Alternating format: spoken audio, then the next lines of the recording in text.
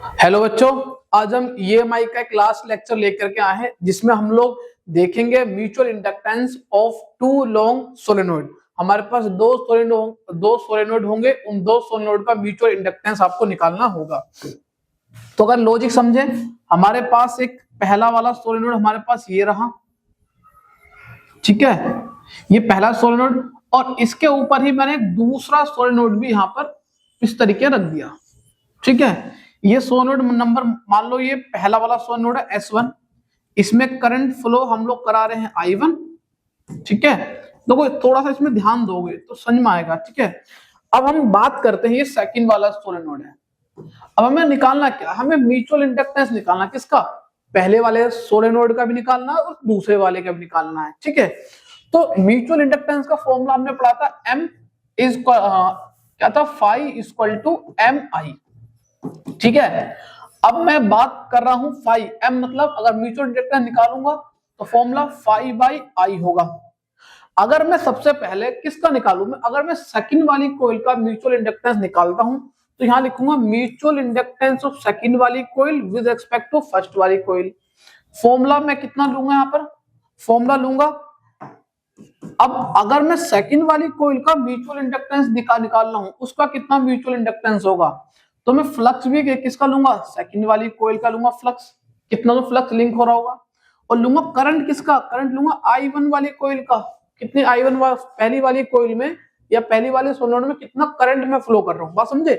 अगर मुझे सेकंड वाली कॉइल का म्यूचुअल इंडक्टेंस निकालना है तो मुझे फ्लक्स भी सेकंड वाली कॉइल का लेना पड़ेगा। करंट तो मैं किसका लूंगा, करंट लूंगा मैं प्राइमरी वाली कॉइल का, जहां से करंट आ रहा होगा। तो अगर आप, ये तो रहा M21 का फॉर्मूला। अब मुझे दो चीज चाहिए, φ2 और I1, बस काम खत्म।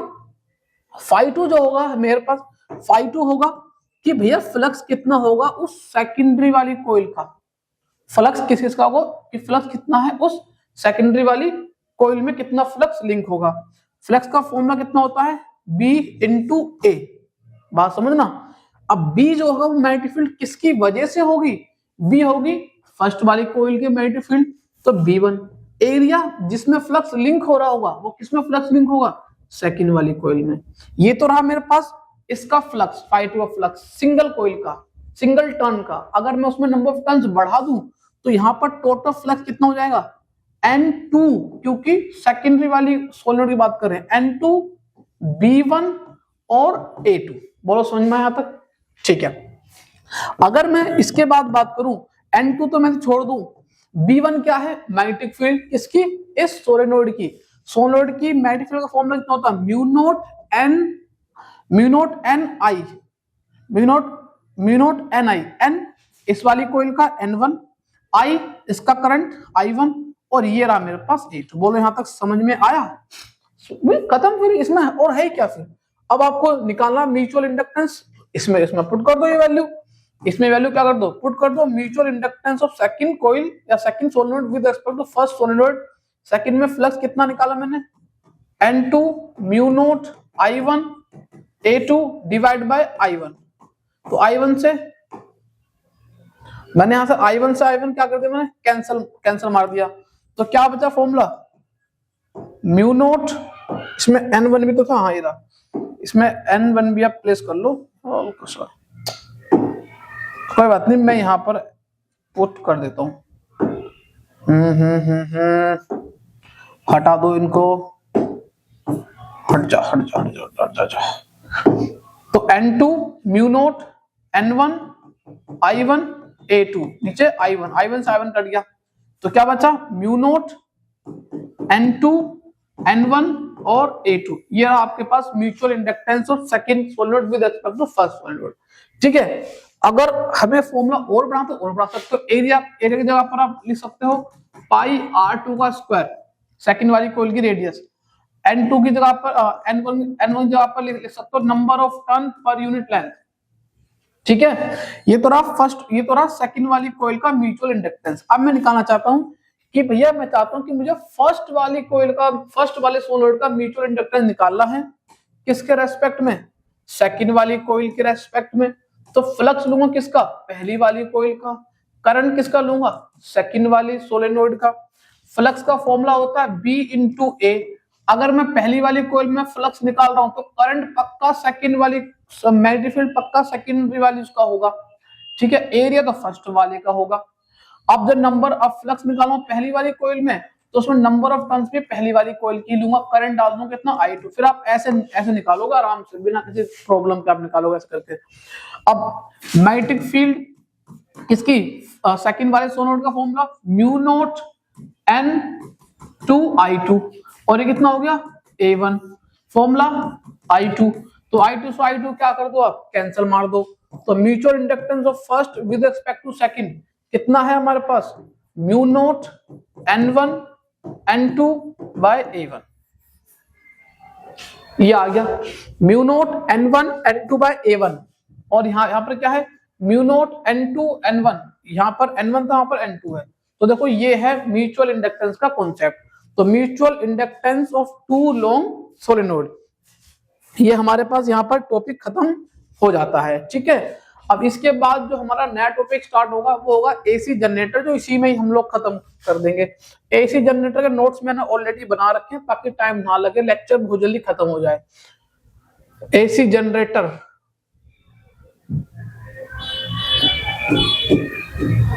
ये रहा हमारे पास एसी जनरेटर। अगर हम एसी जनरेटर के बारे में जाने, एसी जनरेटर है क्या, तो हम कह सकते हैं एसी जनरेटर हमारे पास, जैसे मैंने नोट्स बनाए हैं आप ऐसे ही बोर्ड में लिख दोगे तो आपको फुल मार्क्स मिलेंगे। एसी जनरेटर हमारे पास क्या है, एक ऐसा डिवाइस होता है जो कि कन्वर्ट करता है मैकेनिकल एनर्जी को, जो भी मैकेनिकल एनर्जी मतलब रोटेशन की वजह से, मैकेनिकल एनर्जी किसमें कन्वर्ट करता है, इलेक्ट्रिकल एनर्जी में। ऐसे डिवाइस जो मैकेनिकल एनर्जी को कन्वर्ट करें किसमें, इलेक्ट्रिकल एनर्जी में, उनको बोलते हैं एसी जनरेटर या फिर उनको बोलते हैं जनरेटर। अब वो जनरेटर एसी जनरेटर क्यों बोला, क्योंकि इसके दौरान जो करंट बनता था या जो ईएमएफ प्रोड्यूस होता था वो होता था ईएमएफ, मतलब वो होता था टाइम वेरिंग करंट बनता था या फिर टाइम वेरिंग ईएमएफ बनता था, जो डायरेक्शन में लगातार क्या करता था, चेंज करता था, उसको हम लोग कहते थे ऑल्टरनेट करंट, तभी इसका नाम पड़ा एसी जनरेटर। जो करंट इससे प्रोड्यूस होगा वो करंट क्या होगा, ऑल्टरनेट करंट होगा जो प्रोड्यूस होगा। प्रिंसिपल क्या है इसका, ये किस प्रिंसिपल पे बेस्ड होता है, इसका प्रिंसिपल है एसी जनरेटर बेस्ड होता है इलेक्ट्रोमैग्नेटिक इंडक्शन पे। इलेक्ट्रोमैग्नेटिक इंडक्शन में क्या होता था बच्चों, फ्लक्स को हम लोग चेंज कराते थे किसी कॉइल में, और चेंज कराने से उसमें करंट इंड्यूस होता था, जो कि फैराडे के फर्स्ट लॉ से पता चलता था आपको, ठीक है। ये तो रहा इसका प्रिंसिपल। अगर हम बात करें कंस्ट्रक्शन में क्या क्या चीजें इसमें आपको देखने को मिलेंगी, इसके अंदर सबसे पहले आपको देखने को मिलेगी इसमें एक मैग्नेट होगी, बेस ये वाली मैग्नेट जो होगी, इसका शेप लगभग हॉर्सशू मैग्नेट का शेप होता है। अच्छा, इसको सिलेक्ट करने के पीछे का रीजन क्या है, रीजन ये है क्योंकि ये स्ट्रॉन्ग इलेक्ट्रोमैग्नेट होती है और ये प्रोड्यूस करती है लार्ज मैग्नेटिक फील्ड, इसके बीच में ये सबसे ज्यादा मैग्नेटिक फील्ड प्रोड्यूस करती है इस टाइप की मैग्नेट, तभी इसको हॉर्सशू की फॉर्म में लिया गया है यहाँ पर, ठीक है। और मैग्नेट के बाद अगला जो पोर्शन है वो है आर्मेचर, आर्मेचर के बारे में देखेंगे। आर्मेचर में क्या होता है, आर्मेचर एक रेक्टेंगुलर कॉइल होती है और उस रेक्टेंगुलर कॉइल के बीच में होता है soft iron core. Soft iron core करता क्या है, जो भी मैग्नेटिक फील्ड लाइंस होती है उनको अपनी तरफ अट्रैक्ट करता है ताकि ज्यादा से ज्यादा मैग्नेटिक फील्ड लाइन उस कॉइल से पास हो सके। उस कॉइल के पास large number of insulating turns होती हैं और हर एक कॉइल जो होती है वो लैमिनेटेड होती है। लैमिनेटेड क्यों होती है, क्योंकि एडी करंट्स उसमें प्रोड्यूस होते हैं। एडी करंट्स करता क्या है, एडी करंट जो हमारा मेन एसी करंट जो बनेगा उस मेन एसी करंट को अपोज करने की कोशिश करता है, रोकता है उसको। तो एडी करंट्स ना बने वैसे हर एक कॉइल को दूसरी कॉइल में जब अटैच करते हैं तो उसमें उसको लैमिनेट कर देते हैं ताकि एडी करंट्स अगर पहली वाली कॉइल में बन रहा है तो सेकंड वाली कॉइल में वो पास ना हो, ठीक है। दूसरा, ये जो हमारे पास आर्मेचर होता है ये क्या करता है, इस मैग्नेटिक फील्ड में लगातार रोटेट करता है। जब रोटेट करता है तो कौन सी एनर्जी लगती है इसके पास, मैकेनिकल एनर्जी लगती है। तो ये रहा हमारे पास आर्मेचर के बारे में। आर्मेचर के बाद उसके बाद आती है स्लिप रिंग। तो आप देखोगे आर्मेचर के लास्ट में ये दो रिंग्स अटैच होती हैं, तो two end of armature is connected with slip ring S1 and S2। दो रिंग से अटैच होता है, S1 रिंग और S2 रिंग। जब भी कॉइल रोटेट होती है ये जो स्लिप रिंग्स होती है ये भी साथ में साथ रोटेट करती हैं। जो भी करंट बनेगा वो करंट पहले इन स्लिप रिंग के पास ही आएगा। फिर उसके बाद आप देखोगे इन स्लिप रिंग से अटैच हैं दो ब्रशेस B1 और B2, जिन ब्रशेस को हम लोग कहते हैं ये ग्रेफाइट के मिलके बने होते हैं। तो two graphite metallic rods called brush, जिनको हम लोग ब्रश कहते हैं। ब्रश क्या करते हैं, brush main the contact with S1 and S2। तो ब्रश जो होते हैं S1 S2 से मेन कॉन्टेक्ट बना के चलते हैं मेनली, और जो भी करंट यहाँ से प्रोड्यूस होगा वो करंट ब्रश से होता हुआ हमारे जहां पर भी हमें यूज करना वहां पर करंट वो पहुंच जाता है। तो ये तो रहा इसके बारे में। अब इसकी वर्किंग भी देखें हम लोग अच्छे से। तो वर्किंग की PDF हमारे पास है, ये है इसकी वर्किंग।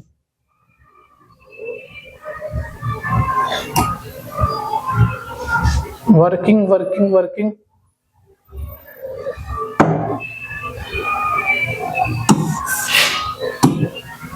वर्किंग वर्किंग ये हमारे पास की वर्किंग।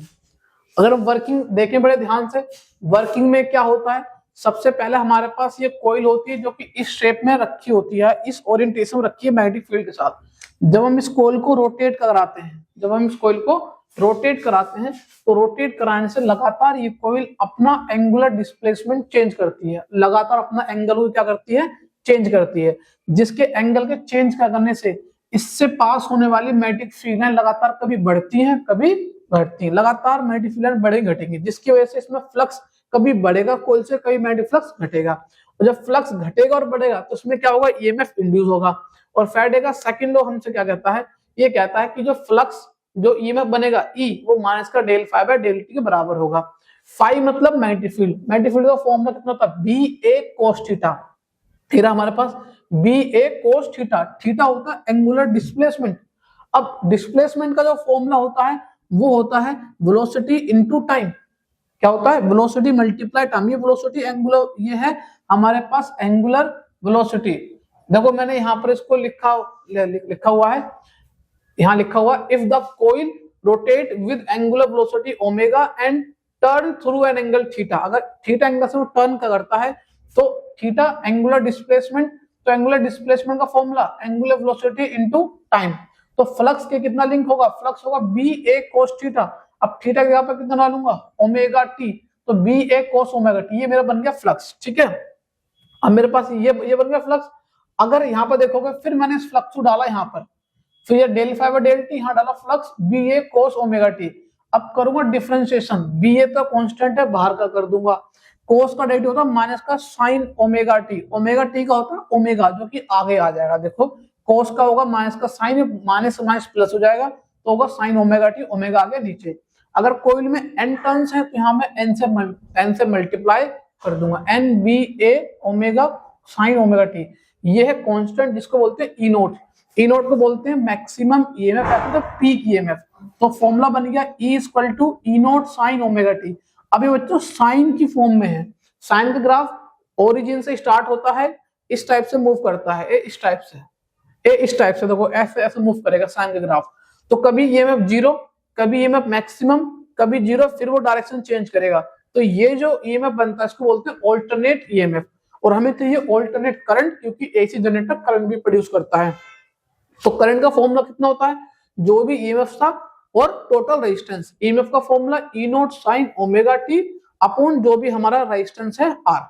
ठीक, फिर उसके बाद हमने जो है ये है टोटल EMF और टोटल रेजिस्टेंस, तो बन जाएगा टोटल करंट या मैक्सिमम करंट। तो फॉर्मूला बन गया I equal to I naught sine omega t. ये है करंट की इक्वेशन। अब ये इक्वेशन है ऑल्टरनेट करंट की।